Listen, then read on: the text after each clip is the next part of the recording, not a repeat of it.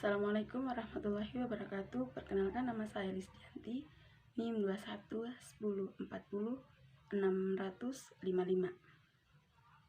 Di sini saya akan menjelaskan artikel saya yang berjudul Pengaruh Metode Eksperimen pada Materi Termokimia untuk meningkatkan kemampuan mengkomunikasi dan hasil belajar siswa SMA atau MA. Adapun pokok pembahasan dalam pendahuluan, yang pertama media pembelajaran, dan yang kedua metode eksperimen, dan yang ketiga termokimia, dan yang keempat hasil belajar. Adapun ide pokok dalam pendahuluan, yang pertama media pembelajaran. Media pembelajaran adalah alat yang memiliki kemampuan untuk menyampaikan pesan dari pembelajaran. Menurut Arsyad 2018, media merupakan unsur yang terintegrasi dalam sistem pendidikan dan pembelajaran untuk mencapai skema pendidikan umum, khususnya tujuan pembelajaran di sekolah. Sementara itu, menurut Gange atau Andriani tahun 2017 adalah bagian-bagian sumber belajar yang dapat menstimulasi peserta didik dalam belajar.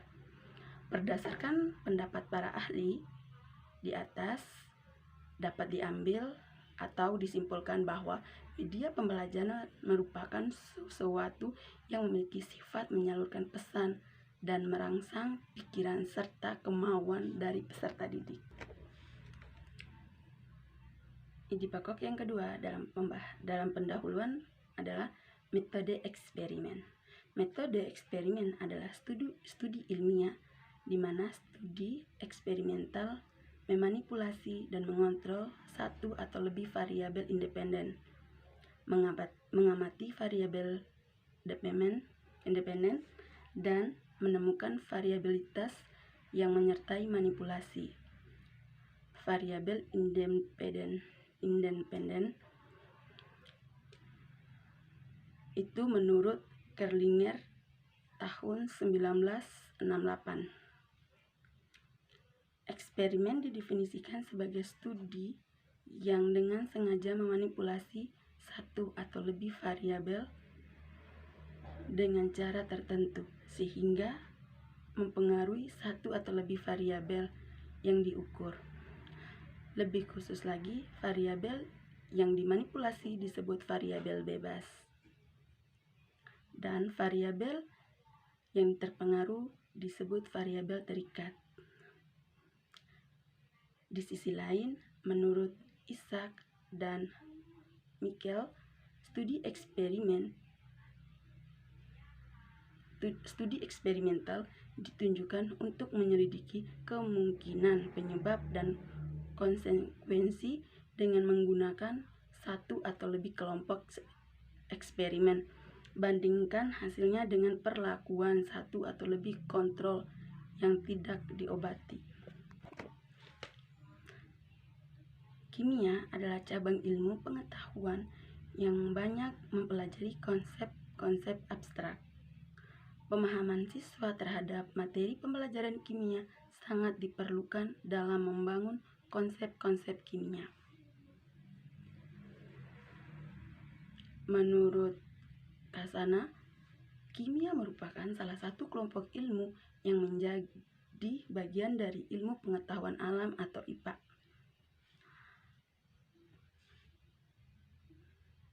Kimia tidak sebatas kelompok pengetahuan terbentuknya kenyataan, prinsip dasar atau prinsip kerja, akan tetapi termasuk adalah salah satu metode penciptaan.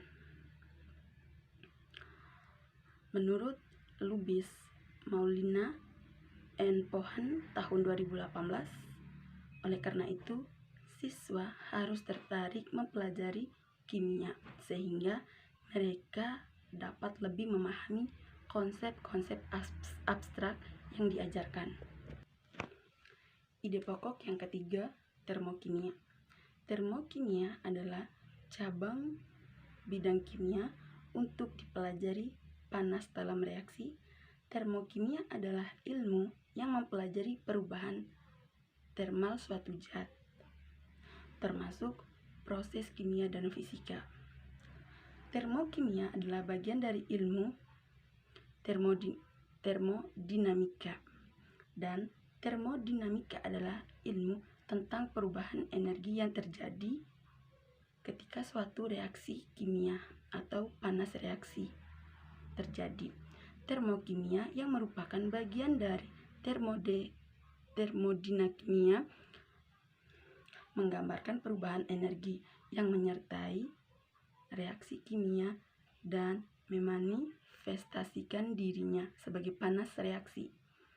Karena partikel penyusun materi terus bergerak, materi memiliki energi kinetik. Energi kinetik rata-rata suatu benda berbanding lurus dengan suhu mutlak atau OK. Dan ide pokok bagian keempat adalah hasil belajar. Hasil belajar merupakan sebuah hasil dari proses pembelajaran seseorang individu dengan berinteraksi secara aktif dan positif dengan lingkungannya. Menurut Nana Sujana, hasil belajar adalah pencapaian siswa berupa kompetensi atau kecakapan yang didapat dari aktivitas pembelajaran yang sudah dirancang dan dilakukan oleh tenaga pendidik di suatu sekolah atau kelas tertentu. Menurut teori taksonomi Bloom, pencapaian hasil belajar didapatkan melalui ranah kognitif, efektif, dan psikomotorik.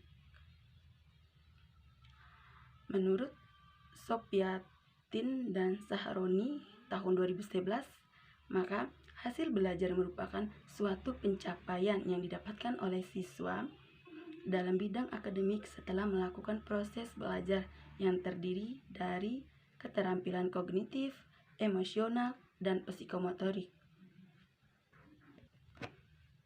Hasil belajar berasal dari proses belajar siswa.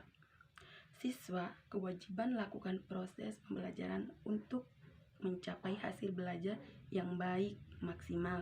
Salah satunya dengan mengerjakan tugas. Keterampilan dalam menyelesaikan tugas adalah bagian dari proses pembelajaran yang bertujuan untuk membelajarkan siswa. Itu menurut Prayitno tahun 1997. Siswa yang mengerjakan tugas pelajaran dengan maksimal akan berhasil dalam proses pembelajaran. Itu menurut Slameto 2002. Berdasarkan hasil penelitian yang dilakukan oleh Suryadi tahun 2019 mengatakan bahwa hasil belajar yang baik didapatkan dari baiknya kemampuan siswa dalam mengerjakan tugas. Sebaliknya, hasil belajar yang rendah mendapatkan dari rendahnya hasil belajar siswa.